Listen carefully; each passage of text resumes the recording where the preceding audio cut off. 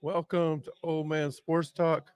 We are back here at Twin Peaks, 6500 Southwest 3rd in Oklahoma City, where we've watched the first half of the OU BYU game. Hold on one second.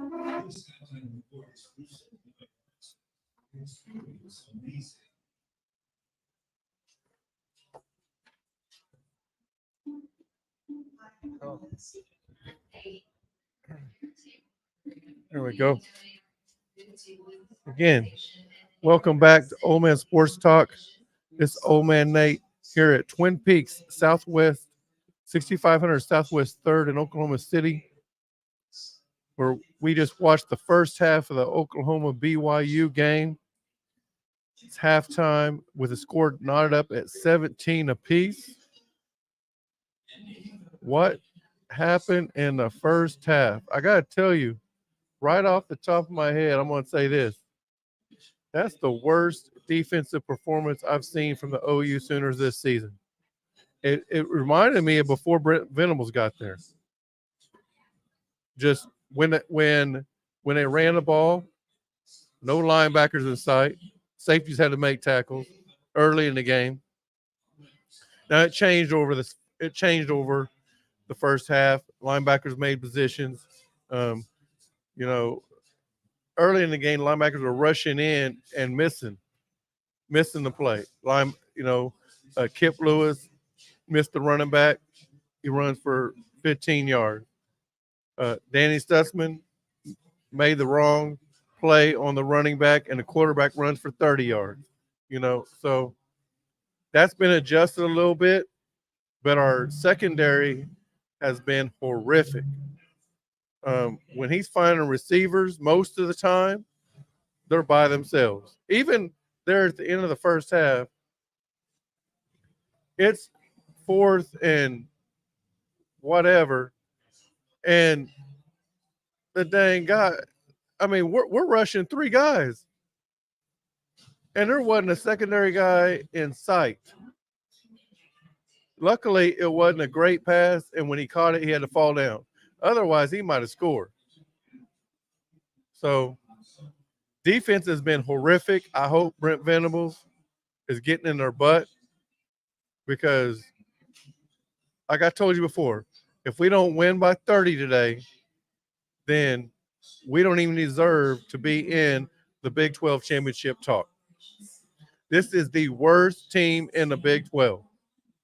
If you can't beat them by 30, you don't need to be talked about playing in the Big 12 championship, regardless of what the outcome is for everybody else. Okay. Offense, I thought, played really good. There was a couple of possessions we didn't score on, but I thought for the most part we played good. There's a couple times I thought Dylan Gabriel could have ran the ball. It was a passing situation. We got receivers down the field, but they're not getting open. Run the ball. Just run the ball, get some yards. Go to the next play. I'd rather do that than throw an incomplete pass because you got no yards then, right?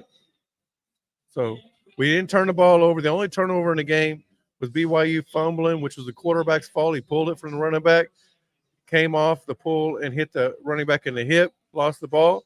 OU jumped on it. We turned that into 7 points. So great job there for the Sooners.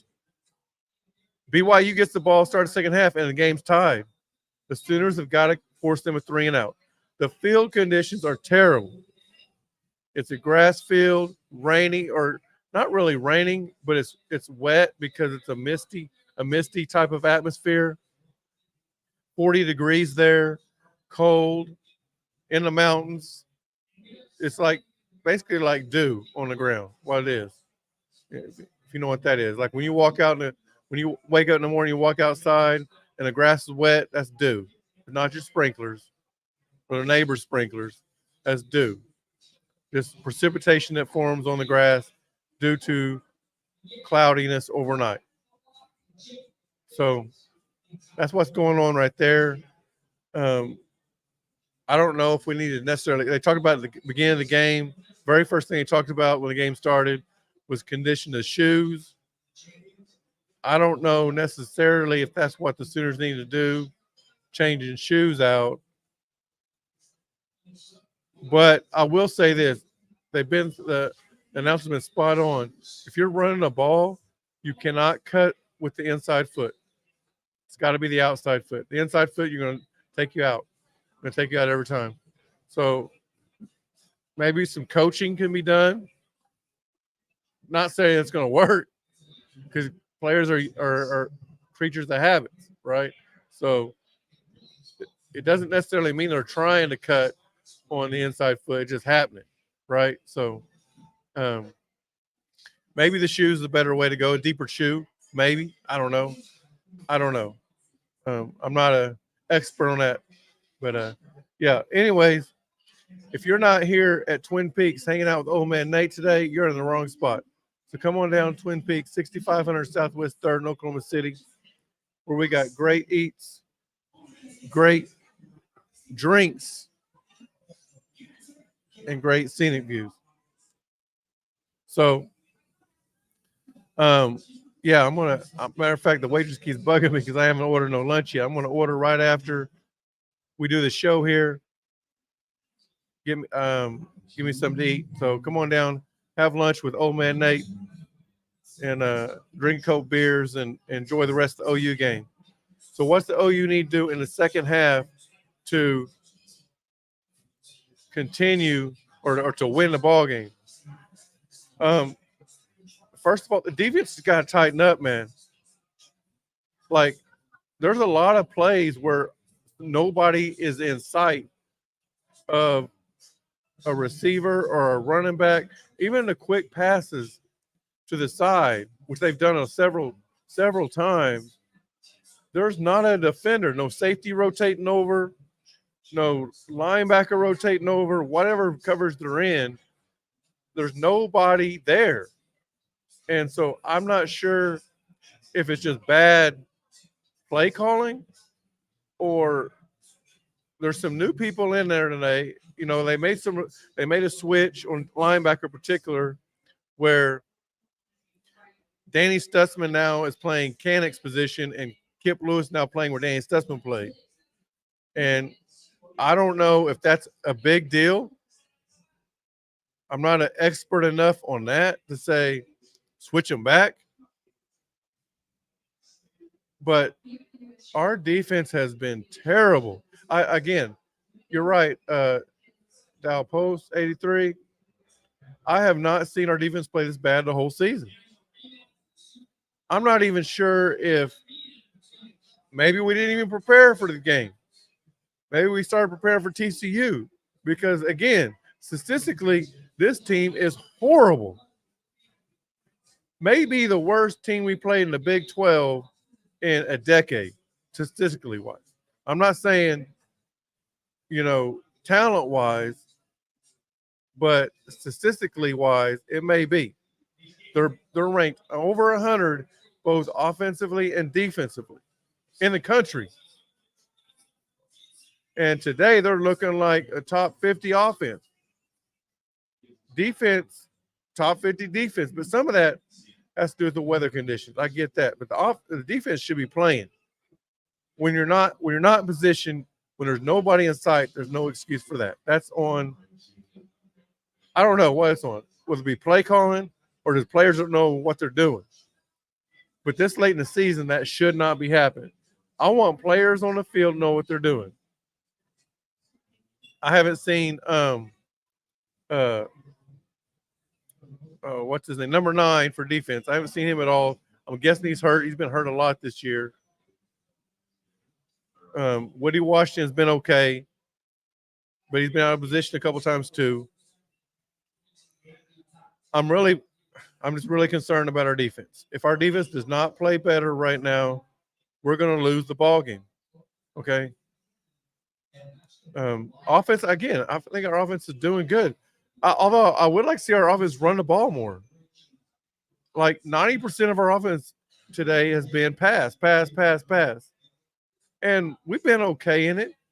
But if you run the ball a little bit more, it opens up that passing a little bit too. The fourth the fake punt, the fourth down, the fake punt. Listen, that was the right call. Right call. First of all, the right call for OU to do, and it appeared to be successful. But it was also the right call on the penalty. What they should have done on that play is took Anderson to run straight down the field. Just keep running. Don't even block. If they do that, then that's a successful play.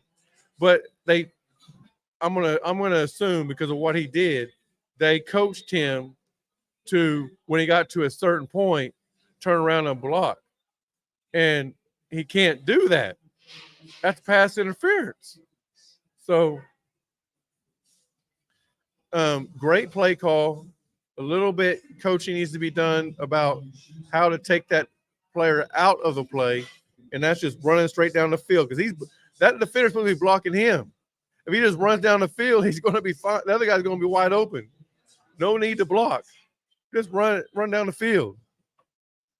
So, anyways, I did like the play call though. That was our first fake punt this season. It was not expected.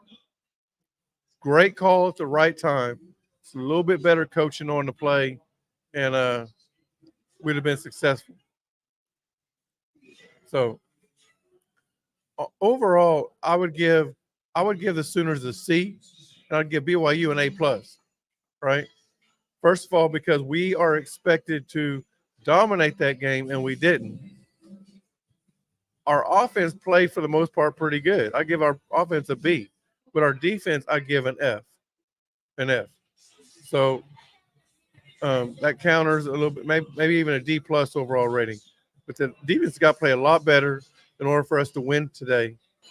And then for them, their quarterback, they're hyped up. They're playing Oklahoma. They're not playing UCF. They're not playing Texas Tech. You know, when those guys come into Provo, it's not a sold-out, packed atmosphere. But at 40-degree, terrible weather condition, that place is packed. The players are hyped. They get a chance to play against, one of the best teams in the country, historically and nationally, or right now. And they're going to give everything they got. And they have. I give it credit to BYU for playing hard and showing up today. Their coaching staff, I love their head coach. I love his whole demeanor, his coaching style, his play calling. He's going for it. He went for it 2, maybe 3 times on 4th down and got him. I love it. The Sooners have got to be ready for that stuff, man. And they're not. So coaching's got to be better. Defense got to be better. Offense, keep doing what you're doing. Levy, do not let your nuts shrink up today, okay? Keep playing. Keep coaching. Run the ball more, okay? Run the ball more. Keep throwing the ball in the middle of the field, down the field, and we'll be just fine. I think the Sooners ended up winning this game probably about 45 to 28, maybe 30. I do think BYU is going to keep being successful a little bit, but I do think OU's defense will make adjustments in the second half, and at the end of the day, will come out on top. All right. So again, if you're not here at 6500 Southwest 3rd Street in Oklahoma City, and you're watching me right now, and you're in Oklahoma City, get your butt on down here. Enjoy the second half with old man Nate. Eat some lunch with old man Nate. Drink a couple of brews with old man Nate, and have yourself a good day. All right. I appreciate all y'all for dialing in. Keep supporting old man Nate. Go to oldmancoffee.shop and get you some. We got some coffee for sale. 47 different flavors of coffee. Go get you some coffee. We also got T-shirts and tumblers. We got tumbler you can drink your coffee in, 2 different sizes. Go get your coffee. Go get you some T-shirts and support old man Nate. All right. So, again, come on down to 6500 Southwest 3rd Street in Oklahoma City, and watch the second half of OU BYU. Old Man Sports Talk will be on after the game to talk about the win, the loss, whatever happened, the good, the bad, the ugly. All right. So log in here. If you're not hanging out with Old Man Nate here at Twin Peaks, log in and watch the post game show. All right. I appreciate you guys for dialing in. We're about ready to start the second half, and I'll see you guys after the game right here on Old Man Sports Talk.